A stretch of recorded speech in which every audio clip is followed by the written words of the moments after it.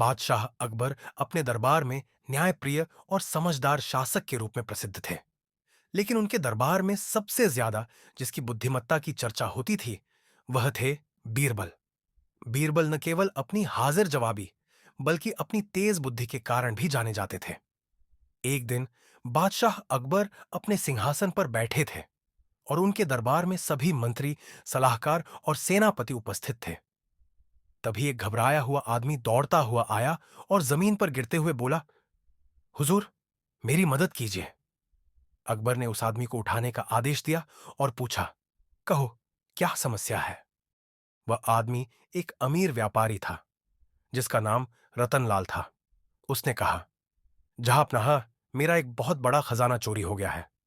मैंने अपनी सारी संपत्ति अपने घर के तहखाने में एक लोहे की संदूक में रखी थी, लेकिन जब आज सुबह मैंने संदूक खोला तो वह खाली था। यह निश्चित रूप से चोरी हुई है, लेकिन मेरा घर बहुत सुरक्षित है। वहां सिर्फ मेरे परिवार के लोग और कुछ नौकर रहते हैं। मैं नहीं जानता कि चोरी किसने की होगी। बादशाह अकबर ने गंभीरता से सोचा और फिर बीरबल की ओर देखा। बीरबल, क्या तुम इस रहस्य को सुलझा सकते हो? बीरबल मुस्कुराए और बोले, जहांपनाह, इस मामले को सुलझाने के लिए मुझे कुछ समय चाहिए। मुझे सबसे पहले उस घर को देखने की अनुमति दें जहां चोरी हुई है।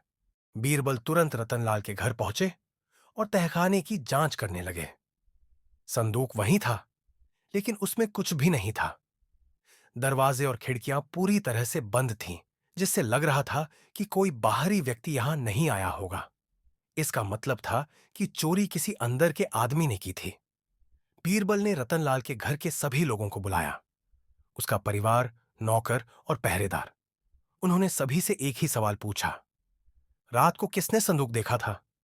सभी ने सिर हिला दिया और कहा कि किसी ने भी संदूक नहीं देखा।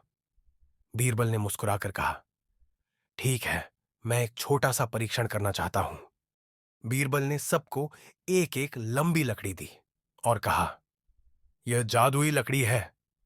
जिसने भी चोरी की होगी, उसकी लकड़ी कल सुबह तक 1 इंच छोटी हो जाएगी। इसीलिए सब अपनी अपनी लकड़ियां लेकर अपने कमरे में जाई और सुबह मुझे दिखाएं।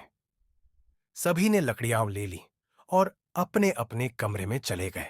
उस रात जिस नौकर ने चोरी की थी, वह बहुत चिंतित था। वह सोचने लगा, अगर मेरी लकड़ी सच में छोटी हो गई तो मुझे पकड़ लिया जाएगा। डर के मारे उसने अपनी लकड़ी को पहले ही 1 इंच छोटा कर दिया, ताकि सुबह वह किसी और की तरह ही दिखे। सुबह सभी लोग अपनी लकड़ियां लेकर बीरबल के सामने आए। बीरबल ने सभी की लकड़ियां देखी और तुरंत ही उस नौकर की ओर इशारा किया जिसने लकड़ी को छोटा कर दिया था। यही चोर है, बीरबल ने घोषणा की। बादशाह अकबर और सभी लोग चौंक गए। बीरबल ने समझाया, वास्तव में लकड़ी जादुई नहीं थी, लेकिन चोर डर के कारण खुद ही अपनी लकड़ी काट देगा। और वही हुआ। नौकर डर के मारे घुटनों पर गिर पड़ा और कबूल किया कि उसने ही खजाना चुराया था और उसे बगीचे में जमीन के नीचे छुपा दिया था।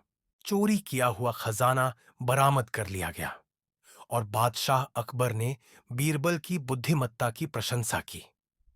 इस कहानी से हमें यह सीख मिलती है कि सच्चाई और ईमानदारी हमेशा जीतती है और अपराधी चाहे कितना भी चालाक क्यों ना हो, उसका डर उसे ही धोखा दे देता है।